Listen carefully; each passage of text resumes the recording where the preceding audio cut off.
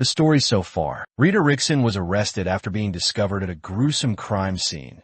Blood smeared across the area and on herself. Following her arrest, she underwent a psychological evaluation. On the way back from her session with Dr. Welsh, Detective Willstrom received a call. The blood found in the trunk of Rita's car wasn't human. It was pig's blood.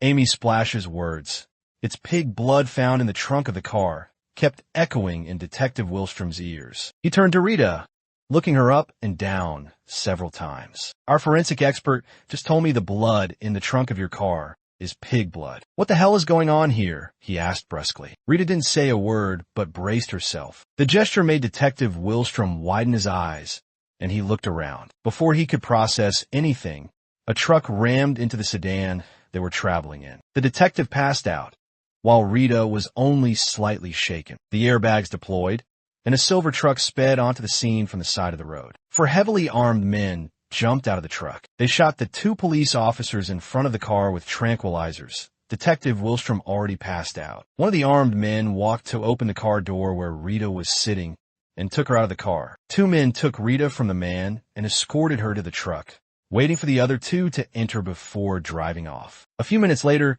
two police cars arrived at the scene. Two officers from each sedan quickly got out. "Go.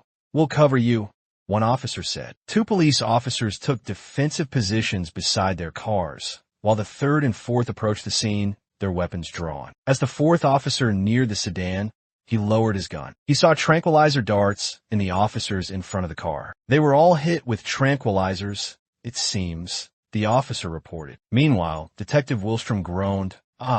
That feels like hell." "Are you okay?" asked the fourth officer. "Yeah, I'm fine," Willstrom responded as he struggled to get out of the wrecked car. Willstrom was helped to a police vehicle, leaning his elbow on the trunk of the car and covering his face with his hands. He took a deep breath. "What happened?" the officer asked. "Rita Rickson is a sociopath," Willstrom replied. "The paramedics are on their way," the officer informed him. Willstrom said nothing and rested his cheek on his hand. After a moment, he muttered, "We need to find out who those people were." "Wait, how come you're already awake?" the officer asked. Annoyed, Willstrom turned to him. "So now you're the detective, and I'm the suspect?" "Don't get defensive. I'm just curious. I'd like to be a detective someday," the officer replied. "To learn, you first check the circumstances. There's no tranquilizer in me. I wasn't hit by one," Willstrom explained. The officer, still confused, tilted his head slightly. "But I was knocked out when the truck hit us," Willstrom continued. The officer sighed and nodded. "What do you think happened now that your mind's working better?" "I don't really know. A truck hit us, I blacked out, and then I woke up, but I will find out," Willstrom replied. Two paramedic vehicles arrived on the scene as Willstrom took out his phone. "This is Detective Willstrom," he said. "I know who I called. Get back here now," ADA Thompson demanded. "Why?"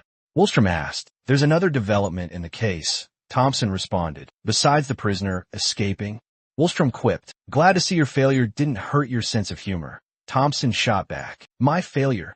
Willstrom asked, anger rising in his voice. "Yes, you lost the prisoner. Just get here." Thompson hung up, and Willstrom stared at the phone. "All right, officer. Time for you to do your job instead of trying to do mine. Talk to witnesses, see what they know," he said, walking toward one of the police cars and driving off. The officer looks at him driving off and mutters to himself, "Asking witnesses questions seems more your job than mine." When Detective Willstrom entered ADA Thompson's office, his eyes focused on an athletic man in a gray suit with sunglasses hanging from his jacket. He stared at the man for a moment before addressing Thompson. "What's going on?" ADA Thompson and the man exchanged glances before the man in the gray suit spoke. "Sit down and I'll explain. Who the hell are you?"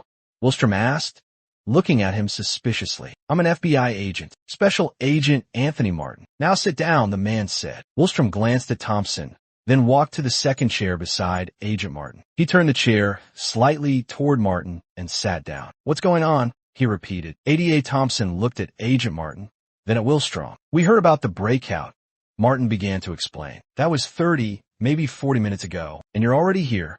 Willstrom interrupted. "Your suspicion is admirable, but don't interrupt me again," Martin replied, annoyed. Willstrom smirked. "You guys are off the case. We'll take it from here," Agent Martin stated. "What does that even mean?"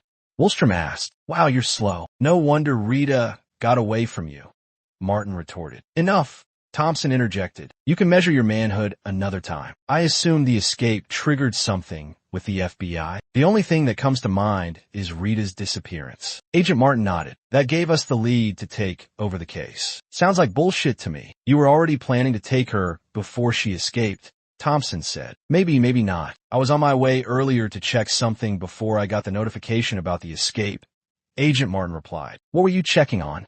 Willstrom asked. "That's classified. Any dissemination of this information will result in criminal charges. We think the person who organized the extraction might be Richard Shield, eh?" Agent Martin stopped mid-sentence. "You stopped in the middle. Finish it," Willstrom demanded. ADA Thompson smiled at Martin. "Since we didn't react to the name, you think it's pointless to continue. You were baiting us." "You could say that," Martin said as he stood up and walked to the door. He turned back to Thompson and Willstrom. "This is now our jurisdiction. Stay out of it." "Thank you." He closed the door behind him. ADA Thompson leaned back in her chair, swinging it slightly from side to side. "Who is Richard Shield?" she asked. "Obviously someone dangerous who keeps a low profile," Willstrom replied. "Brilliant detective work, Sherlock. Even an idiot knows that if the FBI mentions a name, the person is dangerous," Thompson said sarcastically. "Good point," Willstrom agreed. "Who do you think called the cops in the first place?"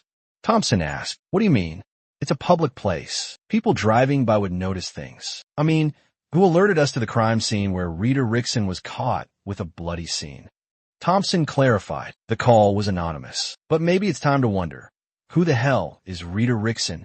Willstrom pondered as he stood up to leave. "Where are you going?"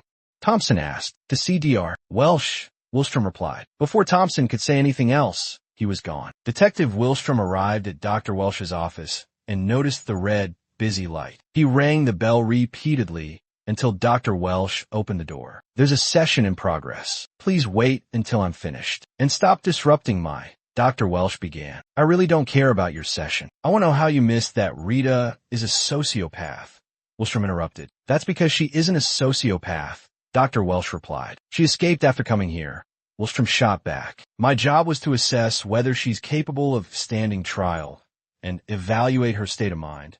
Nothing more. I did my job. You couldn't do yours," Dr. Welsh said sharply. "I'm not interested in your assessment of my performance." "How come you didn't know?"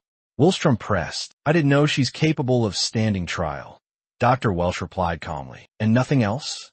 Willstrom demanded. "Don't you get it? She was telling a story. Something that might be true, but not what actually happened that day," Dr. Welsh explained. "What?" Willstrom asked, confused. "She made up what she told me," Dr. Welsh revealed. "And you didn't say anything because..." Willstrom asked. "Because you didn't need to know. But I'll tell you this. Whatever you think you know about Rita Rickson is incomplete," Dr. Welsh said. "Who the hell is this woman?" Willstrom muttered. "Based on my preliminary assessment, she is a mystery. I don't know what kind," Dr. Welsh said, staring at Willstrom as he looked back at her. "If you guys are going to keep staring at each other like that, I can give you the room," says the patient in Dr. Welsh's office.